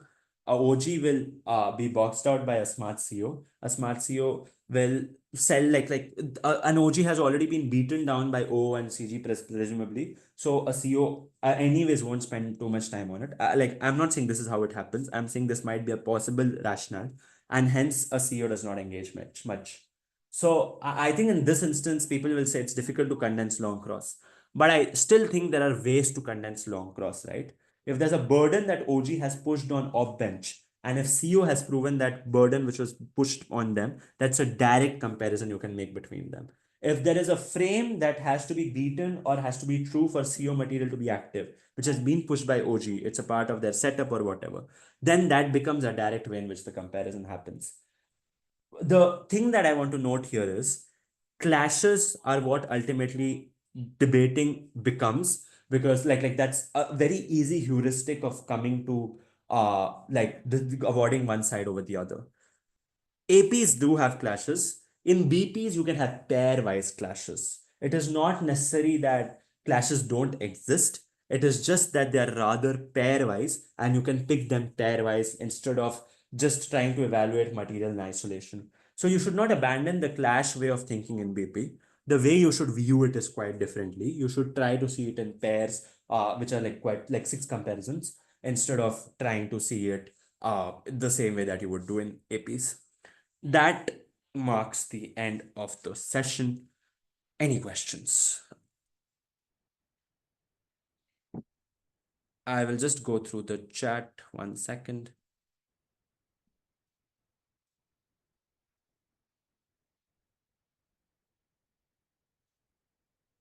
Cool. Can you, and I'm just tracing my way upwards since we are at the end, and people are free to leave, of course. Cool. Can you re-explain comparatives in brief? Like what exactly are they? Um, so a comparative is, genuinely speaking, what happens on the flip side. So if you explain, so like a comparative, I think the best way to explain it is a comparative is what both sides have to defend. What is the comparative on both the sides? If the motion is this house, uh this sounds like, okay, this house prefers a world without the IPL. Let's say that's the motion. I think a comparative here is just very smartly understanding what both sides need to defend. And a gov, like not an OG, but rather a gov here has to defend a world in the absence of IPL. An opposition has to defend a world with the presence of the IPL. So, like 9 out of 10 people, if I ask what op has to defend, they'll be correct. The existence of the IPL and the world with it. But the thing on gov which has to be defended is you can pick and choose, right? And that's what makes the comparative important. You can say that there would be domestic leagues like the Ranji, the Syed Mushtaq Ali Trophy, the Cooch Behar Trophy, and a bunch of other domestic tournaments, which would still happen and which would be more important. Or you can say that the sporting calendar would actually be bigger because the IPL was the reason why T20 became a massive thing. And if the IPL never happened, maybe T20 would not grow to the stature it did. So international cricket would be much more relevant and the calendars would be much longer. Um, I think these are stances that Gov can take. And a comparative is just genuinely a stance that the other side has in the round. So op stance is quite clear that they defend a world with IPL. I think Gov stance is just what they are defending. What they're defending is a world where domestic tournaments happened a lot more and international cricket had more time because T20 would not be such a huge thing, so leagues won't happen. The reason it's called a comparative is because you compare your stance to their stance, and that is why it's called a comparative. So that is what I would condense a comparative to be. The other way in which this question can be framed is, what is a comparative, like how do you determine something to be comparative? And here is, I think, where the question can be, how can material be comparative? Because what I've explained is how our stance is comparative. How material can be comparative is twofold. A, you explain your stance in relative terms to the other person's stance. So would you rather have a world with more T20, more like yeah, like this fanfare, shosha, versus more international serious cricket? That's a direct way of proving a comparative. The second thing is, you like a second way to understand a comparative is uh, what would happen in the absence, or what would happen of something on the flip side. So if you say the IPL has helped scouting better because it has developed localized centers of cricketing excellence, I think the obvious thing that you can ask yourself is, okay, does this only happen on OP? And then that's where you explain the comparative. Why this only happens on OP, why this does not happen on the comparative. And here you can just explain why nothing else brings in the kind of money like IPL does, because nothing else captures people's attentions like IPL does. So nothing else can get the same kind of ad revenue and the same kind of interest generation. So that is proving material to be comparative. So that is just a brief summary of what a comparative is. What to do if you like both judging and debating, choosing one important, you can do, I would say you can alternate. I genuinely think that you should give both of them a try. If you strictly believe you're just cut out for speaking, stick to that. No worries. You should do what you enjoy. But if you are in a position where you equally enjoy both of them, I would suggest giving equal weight to both of them, because ultimately, of course, you have to spend more time on one over the other. That just boils down to enjoyment. Where do you feel more satisfaction? For the purposes of learning, I think both are incredibly important. What you want to do is ultimately on you. How to credit and weigh extensions for closing house. That is a workshop in and of itself. Um, yeah, there is genuinely no short way of trying to cover BP judging, because this question is just asking how to judge BPs. And I know this is a very relevant question, but the theme of the workshop was much more zoomed out. This is a question that's much more zoomed in, I would say. Um, I would encourage you. I will just come back to this at the very last, because this will just definitely take more time than other questions. For the sake of other people's time. Yeah. This happened in a debate I was judging last week. Op gave tons of reasons why implementing something will do more bad than good. They didn't prove any comparative or any reason why the status quo right now is good. Running a net negative. However, their harms are able to take away the major claim of Gov. Gov was equally worse, but at least they were able to fulfill their primary burden. They contradicted at whip. Okay. I think the way to evaluate this is the extent of harm more than the extent of the benefit. If the benefit of rise of something is stability, but if the harm of that is violence, then you compare these two things. Is the violence as a harm more important than stability as a benefit? First way in which you can compare this, how much of it is uniquely caused by the motion, how much stability is uniquely caused by the motion, how much harm is uniquely caused by the motion, how much violence is uniquely caused by the motion. Second, you can compare the scale. Is stability restricted to a few regions or a few pockets? Is the violence rather widespread across the country? Is the violence restricted to localized pockets, and is stability something that as a benefit runs through the entire federal structure? In this debate, you I can see why you say op is running a negatory case. I think the way to judge this is not to say that, oh, op only has harms and they lose. A harm can explain why conditions are better than worse than what they would be. So you are not saying that things like sure, you don't always have to show a benefit. Even if my life is worse in the future, that's certainly a harm to me. So I think in this exercise, you should just compare why the harms matter more than the benefits, or why the benefits matter more than the harms. That is a general way in which I would compare the debate. Uh, cool. How can we as a chair help make our day fruitful towards making our OA? Oh yeah, I love doing this. This is actually something that I actively make a note of when I enter deliberations. I think you obviously, you should prioritize what is the most muddy as a comparative, right? Because that is where you would want some help from the other person, and that is where you can get help from the other person. So whenever I'm having trouble understanding a comparative, I give that comparative to the person. I'm like, because maybe I could not track it in the way that I did. Maybe my wing can help me track it. So, because the way I see it is, I don't expect my wings to be as good as me. They might have less experience or whatever. I expect my wings to help me in tracking. And that is where I try to make the most use of them. I try to ask them questions on tracking. What do you think CG case was? What do you think the analysis under this was? Because I believe myself to be more comfortable with comparisons.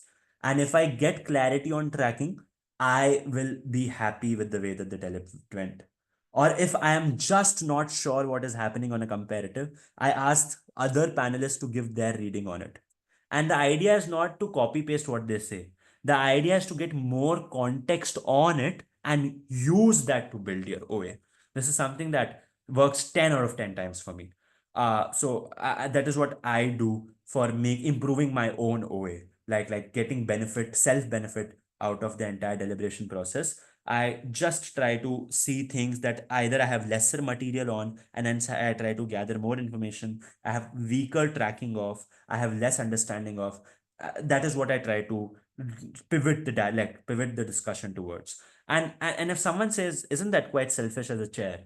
No, because you're answerable to the round, right? You're answerable to four teams who are going to hound you for a long while if you don't tell them what the understanding of the round was. So sure, it might appear as if you're trying to improve your OA, but that is just for the general welfare of the room. The point of a deliberation is to help improve the outcome or help improve the judging of the room as much as possible.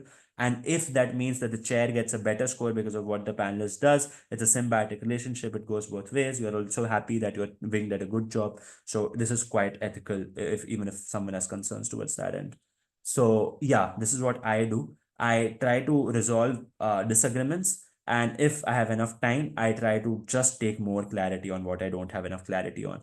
What does this look like most often? A closing which did not demarcate their extension, an opening which was extremely difficult to track and which I have lost track of because of recency bias, a team which had zero examples.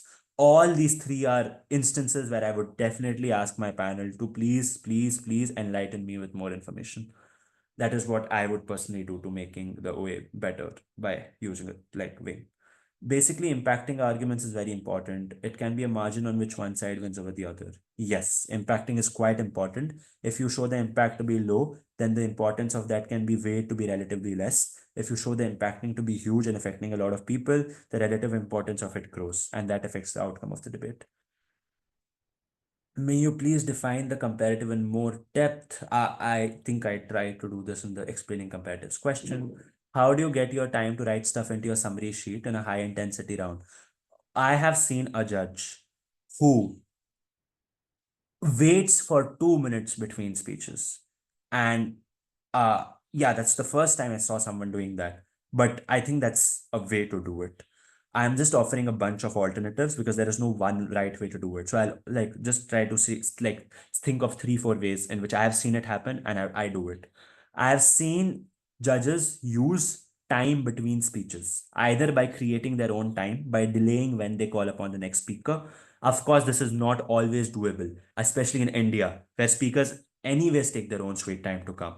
But in an instance where teams like speakers are prompt to come, maybe you can spend some 30 seconds between speakers and you can delay the announcement by 30 seconds that I thank the DPM for that wonderful speech. DLO whenever you're ready. That's one. You artificially create time. Secondly, you create time wherever you have, right? Sometimes when I think that the line of logic this person is attaching themselves to is very smart, I abandon my flow sheet. I'm like, this person is saying very useful stuff, not just for themselves, but also for me. Why not just write this on my summary sheet straight away? And if they go back to talking random stuff, I go back to my flow sheet.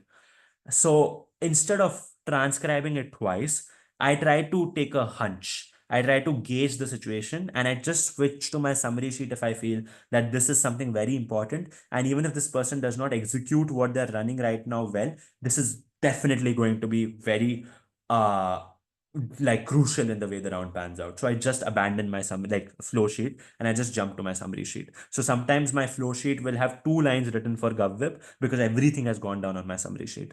So that is another way.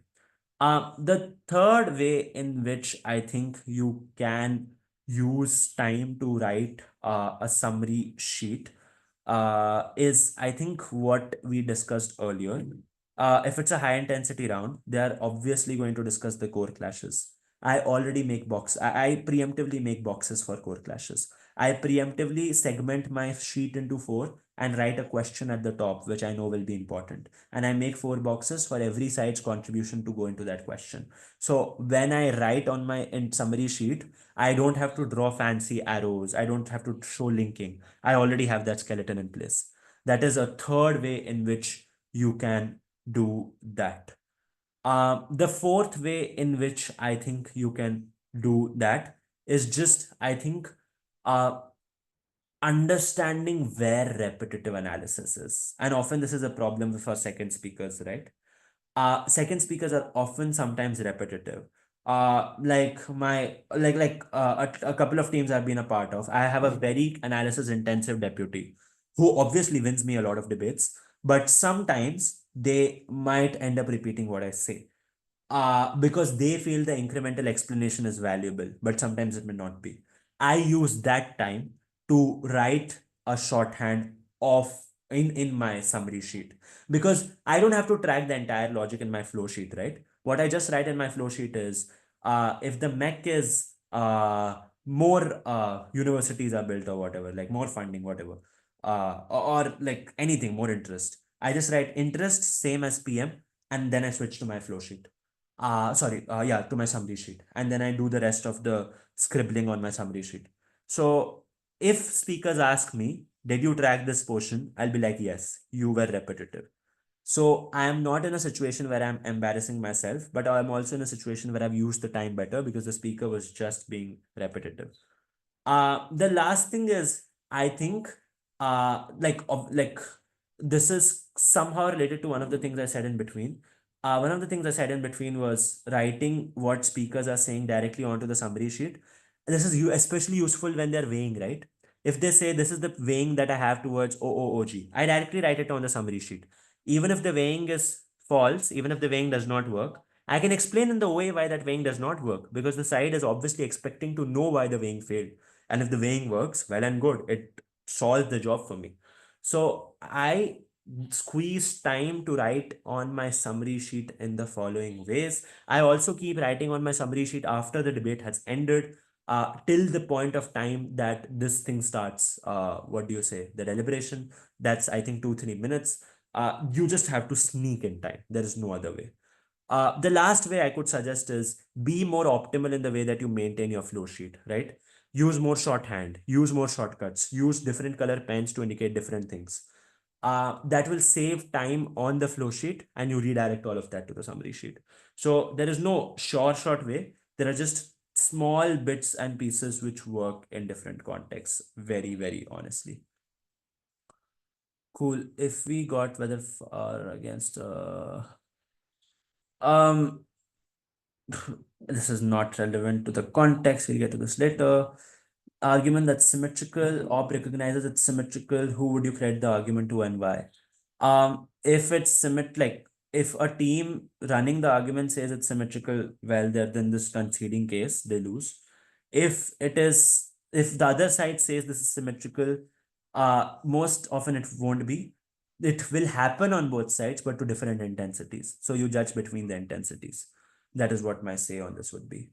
The way I judge is I simply listen to the speaker, think whether the sentence of this portion fulfills all burdens. I think whether the speaker bench was intuitive to me, they were able to prove the likelihood. I essentially don't make clashes because I don't see them. I just see which bench isn't fulfilling their burdens. I think it has done good for me so far, but I'm beginning to see some difficulty. Wanted to know your opinions on this. I agree. It is difficult to do this on the fly. Just one approach, one modification I would suggest to the approach: thinking and writing is difficult. It might not be for you, but for an average human, it is. Writing and then taking time to think is much easier because you have much more context because of knowing what happens after, but also it's just way easier to in hindsight compare two different things. So when I don't understand something, and I've seen this with a lot of judges, the usual intuition is if a judge is writing a lot, they have bought it. I think it's not necessary. It's also the opposite. I write a lot when I'm not able to make any sense because I write a lot so that after the speech is done, I can see, okay, where did the speaker try to draw some logic and where is the linking? So that is something that you can do, and that is something that I should be think should be done. So taking more notes helps in that instance because it's either one of these two approaches. Either you think and write, so you write less, think more. Either you write and think, you write more, you think afterwards. If the current approach is failing or not fulfilling your expectations, you should try the second approach, is what I would say. Do you have advice for handling panel deliberation, showing the chair you have what it takes to get promoted? Conciseness. If you are concise, the chair is just automatically a fan. Like, because it's just quite rare to find people who are concise. So if you're concise, the chair is willing to give you more chances because the chair, so not being concise means the chair loses interest. If the chair loses interest, even if you have excellent contribution after 10 minutes, the chair is not going to register it in most instances because they've already lost interest from minute two. So the best way is in the first instance that you get, try to be extremely concise. Even if you are not comparative, you can check the comparative part out if you think doing two things at once is too much. Be concise. If you are extremely concise, you get more opportunities to voice yourself in the dialogue. When you get more opportunities, you can redeem yourself in the later opportunity, but you're also retaining the interest of the chair because they think what you're saying is useful and can easily be used in their own way as well. Being concise is a magic bullet. I think it's just genuinely a magic bullet for being relevant in dialogues, and it is severely underrated. So I think the if you want to have an instant change on the look of the chair, just be precise. It'll instantly make the chair stay, and it'll instantly have a much better outcome for you for the rest of the dialogue. And of course, the other is just being more comparative and things like that. Cool. How to just parallel debates. I think we covered this when we talked about how to measure between different metrics, as just explicitly agreed, implicitly agreed, better analyzed versus an average reasonable voter. Cool. That means we can go to the end of the questions. I see one last question, and then we can have the general questions which are not related to the session. How to make sure what you have credited is clear to the sides if you're giving more time on comparatives, and how much you have credited and not what you have credited. In comparisons, there will always already be an indication of what you are crediting because you are comparing material. So comparison already gives a hint of what is being credited. That's the first thing. The second thing is you need to have confidence in yourself. You don't need to justify everything and explain why everything was not credited. Explain why something had relative importance in the round. So if I want to say that, look, I only credited the bit where you explained why this is overwhelming because you don't give enough time for people to process this information and that makes people sad. I'll say I just credited this because I could see the relative importance of this because it directly impacts the people in a way that it makes them sad. I didn't get the similar level of explanation for why this is important for the other stuff that you said. So you can either credit by omission. You can explain why other things did not have the same kind of importance being proven. I think the other thing that you can just do is you can wait for questions, right? Because your comparisons are already going to have things which are important. Just wait for questions for them to understand why they like why something was not credited. So of course it's a trade-off because you risk losing points by teams being salty. But it always is better because if a side does not agree with the comparisons, that's even worse. Because they won't even try to understand the rationale of the verdict. They can at least understand where you're coming from. If they see the nature of your comparison, they'll see it's a difference in what's being credited. That's easier to digest rather than digesting the fact that you didn't compare at all. Because you not comparing is you failing in your job. You crediting different material is you having a different understanding and you being human. So it is easier to forgive people when they're human rather than forgiving them when they're bad at their job. So that's why I would say this is the approach to take. Cool. That I think marks the end of questions relevant to the discussion. Yeah, now we can just have questions which are broader.